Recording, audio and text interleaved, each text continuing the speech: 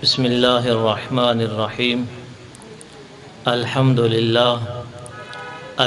للہ الذی لا یبلغ مدحته القائلون ولا يحصي نعماءه العادون ولا يعدي حقه المجتهدون الذي لا يدركه بعد الهمم ولا يناله غوث الفتن الذي ليس لصفته حد محدود ولا نعت موجود ولا وقت معدود ولا وجل ممدود فطر الخلائق بقدرته ونشر الرياح برحمته ووطد بالسحور ميدان أرضه والصلاة والسلام والتحية والإكرام حبيب إله العالمين أبي القاسم محمد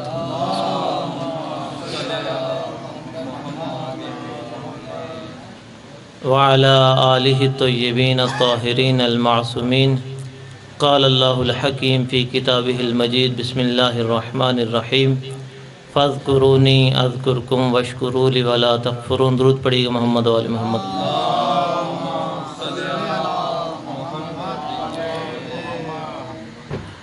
تمام مرحومین کی بخشش کے لیے اور خصوصاً بانیان مجلس کے مرحومین اور بالخصوص سید محسن رضا کاظمی صاحب کے لیے کہا گیا اور قبلہ تنویر شرائع صاحب کے لیے ایک دفعہ سورہ فاتحہ 3 دفعہ سورہ مبارک اخلاص کی تلاوت فرمائیں. بسم اللہ الرحمن الرحیم.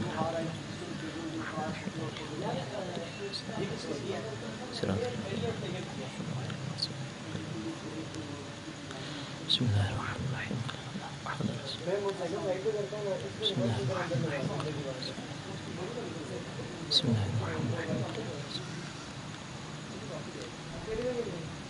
بر محمد و آل محمد صلوات.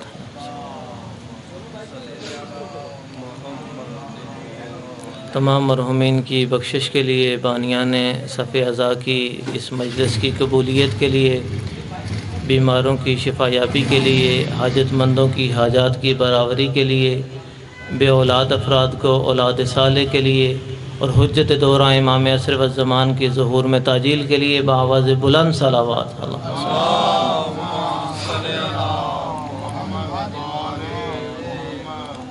کیونکہ وقت کے دامن میں گنجائش نہیں ہے تو مختصراً چند گزارشات آپ کی گوش گزار کروں. سب سے پہلے جو پیغام حسین ابن علی نے اپنے نانا کا شہر چھوڑتے ہوئے یہ کہا کہ یہ حسین چاہتا ہے، اس حسین کے سفر کی غرض و غایت یہ ہے کہ میں اپنے نانا کی امت کی اصلاح کرنا چاہتا ہوں، میں امر بالمعروف کرنا چاہتا ہوں، نہی عن المنکر کرنا چاہتا ہوں.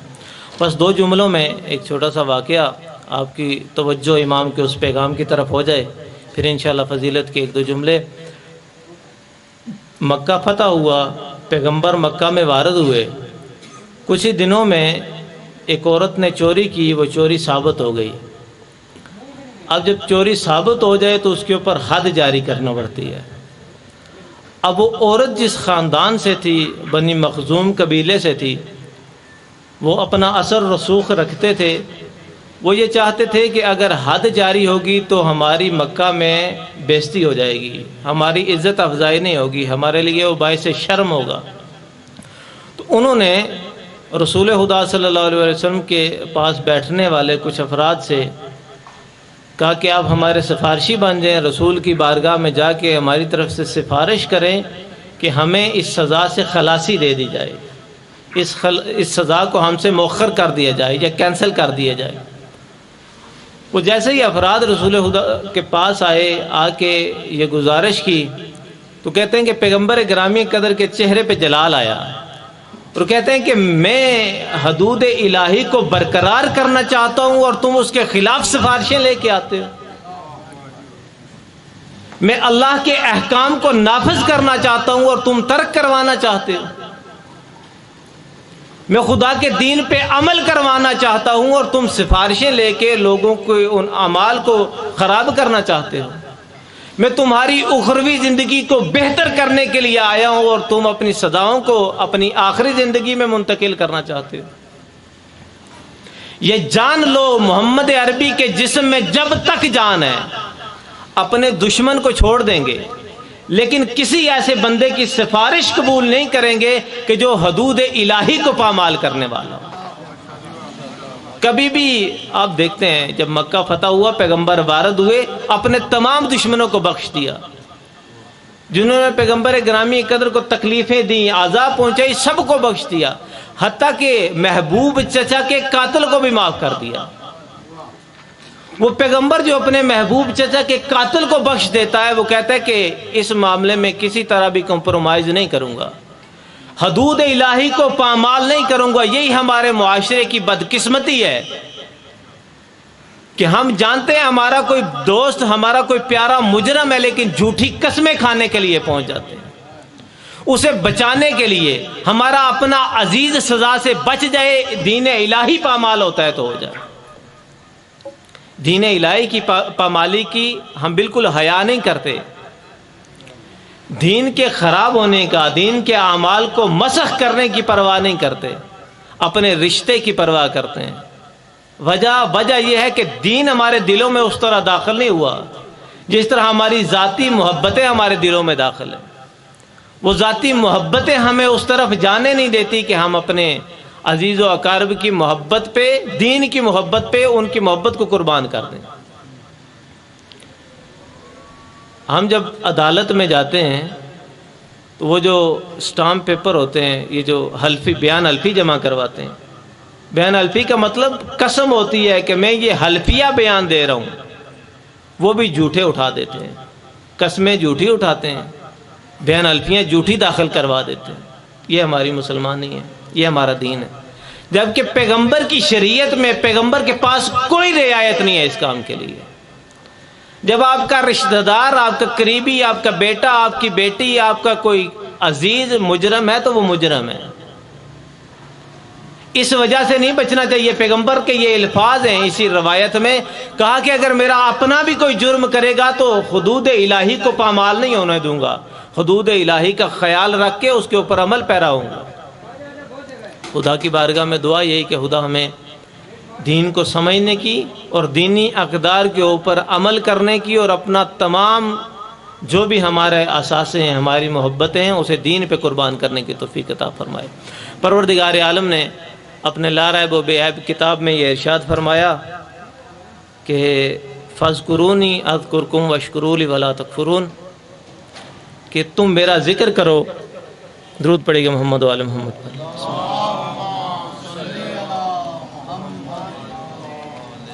تم میرا ذکر کرو، بدلے میں میں تمہارا ذکر کروں گا۔ پھر فرمایا کہ تم میرا شکر ادا کرو اور کفران نعمت نہ کرو، میری ناشکری نہ کرو۔ پہلا جملہ یہ ہے کہ تم میرا ذکر کرو، میں تمہارا ذکر کروں۔ اب ذکر کے 3 طریقے ہوئے کرتے ہیں۔ پہلا طریقہ جو میں آپ کے سامنے گفتگو کر رہا ہوں، ان کے زبان سے ذکر کرنا۔ دوسرا طریقہ اس کا اپنے دل میں ذکر کرنا، دل سے ذکر کرنا، یعنی کہ دل آپ کا ذاکر ہو خدا کا، آپ کی زبان ذاکر ہو، آپ کا دل ذاکر ہو، اور تیسرا آپ کے اعضاء و جوارح ذکر کریں پروردگار عالم کا۔ کہ ان تینوں طریقوں سے خدا کا ذکر ہونا چاہیے۔ خدا کہتا ہے کہ ان تینوں طریقوں سے میرا ذکر کیا جائے۔ جب تم اپنے اعضاء و جوارح کے ساتھ، اپنی زبان کے ساتھ، اپنے دل کے ساتھ میرا ذکر کرو گے تو پھر میں تمہارا ذکر کروں گا۔ برائے تاجیل حجت خدا بآواز بلند صلوات۔ اللہم صلی علی محمد وآل محمد۔ اب جو جس رنگ میں خدا کا ذکر کرتا رہا اس کا ذکر باقی ہے۔ ذکر باقی اسی وجہ سے ہے کیونکہ خدا اس کا ذاکر ہے۔ جو خدا کا ذاکر بنتا ہے، جو خدا کا ذکر کرتا ہے، پھر خدا اس کا ذکر قائم رکھتا ہے۔ بڑے بڑے ذاکر گزرے خدا کا ذکر کرنے والے، خدا بھی اسی انداز سے ان کا ذکر کرتا ہے، معاشرے میں ان کے ذکر کو زندہ رکھتا ہے۔ اب ایک ذاکر ایسا خدا کا آیا، خدا کا ذکر کرنے والا ایک ایسا تھا کہ جس نے اپنی زبان سے میدان کربلا میں سجدے کی حالت میں کہا کہ سبحان ربی العالی و بحمدی، جس نے اپنے دل میں بار بار خدا کا ذکر کیا، خدا کے ذکر پہ اپنی ساری اولاد قربان کر دی۔ جس نے کربلا کے راگزار میں اپنی جان قربان کر دی، اپنے اعضاء و جوارے قربان کر دیے، لیکن خدا کا ذکر جاری رہا۔ وہ خدا کا ایسا ذاکر تھا، خدا کا ایسا ذکر کرنے والا تھا کہ سر تن سے جدا ہو گیا لیکن خدا کا ذکر جدا نہ ہوا۔ خدا کا ذکر ایسا کیا، لوگ ذکر کرتے ہیں، زبان ان کا سر ان کا دھڑ قائم ہوتا ہے تو ذکر کرتے ہیں، لیکن سر اور دھڑ جدا ہو گئے لیکن خدا کا ذکر جدا نہ ہوا۔ خدا کا ذکر ان کی زبان اطہر پہ جاری رہا۔ اب اگر ایسا ذاکر ہو تو خدا پہ بھی لطفاً واجب ہے کہ اسی طرح کا اس کا ذکر ہونا چاہیے۔ اب اس کا ذکر اس طرح ہوتا ہے کہ ہر کسی کی زبان پہ یا حسین کی صدائیں، ہر دل میں حسین کی محبت کو خدا نے ڈال دیا، اور قربان جائیں حسین کی محبت میں، اپنے اعضاء و جوارے سے حسین کی محبت کی دلیل دیتے ہوئے یا حسین ماتم حسین کی صدا دیتے ہوئے جاتے ہیں۔ اعضاء و جوارے سے اپنی ٹانگوں سے حرکت کرتے ہیں یا حسین کرتے ہوئے، اپنے ہاتھوں کو بلند کرتے ہیں ماتم حسین کرنے کے لیے۔ تین طریقے ذکر کے، زبان سے ذکر، زبان سے یا حسین کی صدائیں آتی ہیں۔ دل میں حسین کی محبت ہے، فرمایا کہ حسین کی محبت جو ہے، یہ حسین کی عزاداری جو ہے، یہ انسان کے دل میں اور اسے حرارت دیتی رہے گی قیامت تک۔ حسین کی محبت دلوں کو حرارت بخشتی رہے گی۔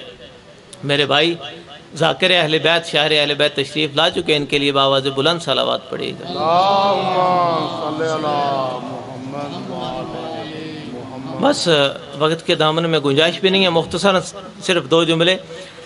جس طریقے سے خدا کا ذکر حسین نے بلند کیا، جن اعضاء و جوارے سے حسین نے ذکر بلند کیا، انہی اعضاء و جوارے سے خدا لوگوں سے حسین کا ذکر کروا رہا ہے۔ آپ پوری دنیا میں دیکھ لیں، دنیا کا کوئی گوشہ آپ کو ایسا نظر نہیں آئے گا، کیونکہ حسین کے پورے جسم سے خدا کی ذکر کی آوازیں تھیں، تو خدا کے پہ لطفاً واجب تھا کہ پوری دنیا سے حسین کی آوازیں آئیں۔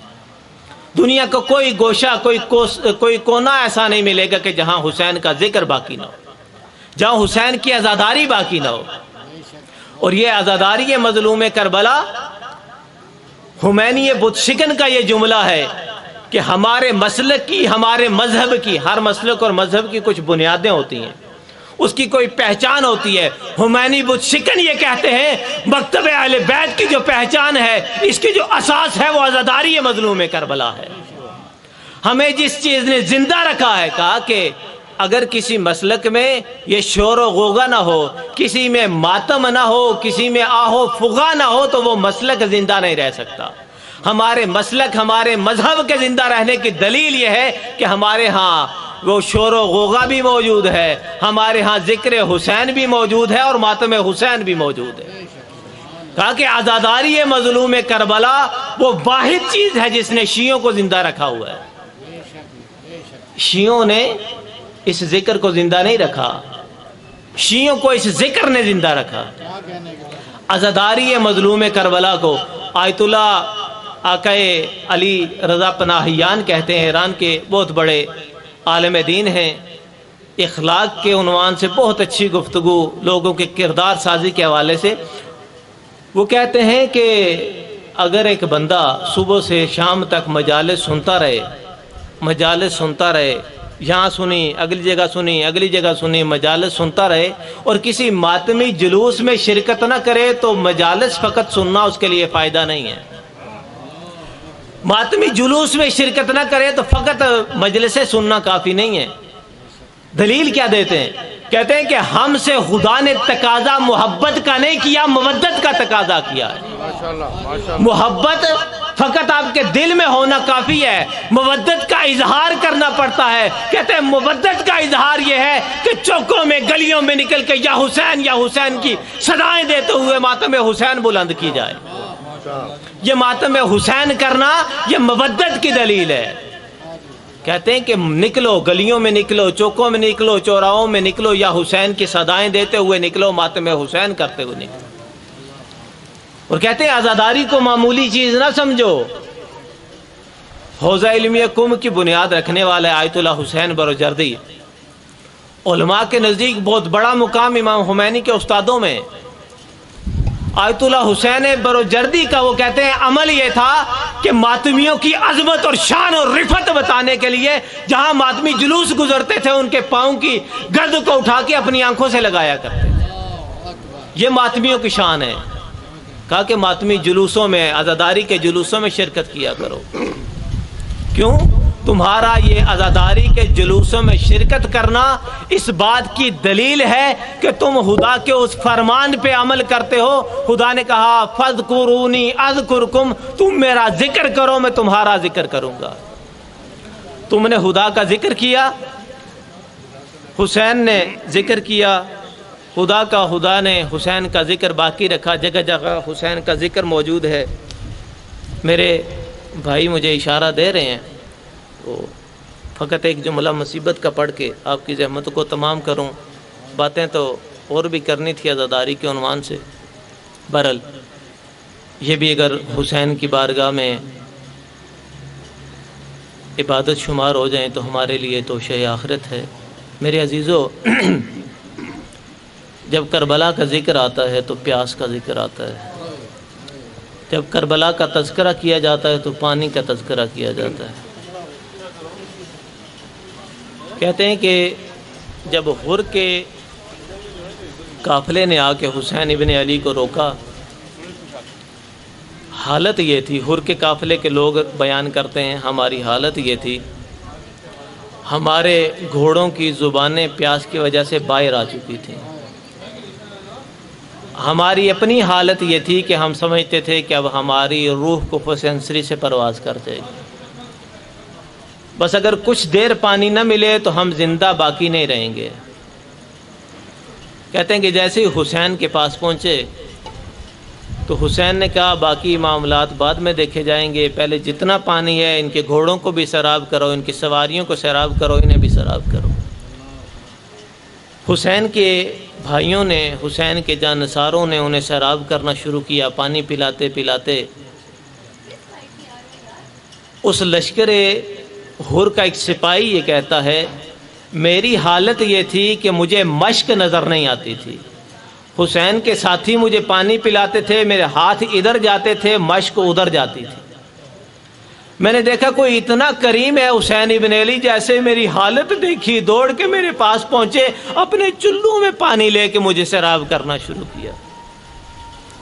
میری آنکھوں کی پوزیشن یہ تھی کہ مجھے نظر کچھ نہیں آتا تھا. حسین اتنا کریم ابن کریم ہے، اپنے ہاتھوں سے مجھے سیراب کرتا رہا. عزاداروں، فقط ایک جملہ آپ سے پوچھوں گا، ایک سوال پوچھوں گا.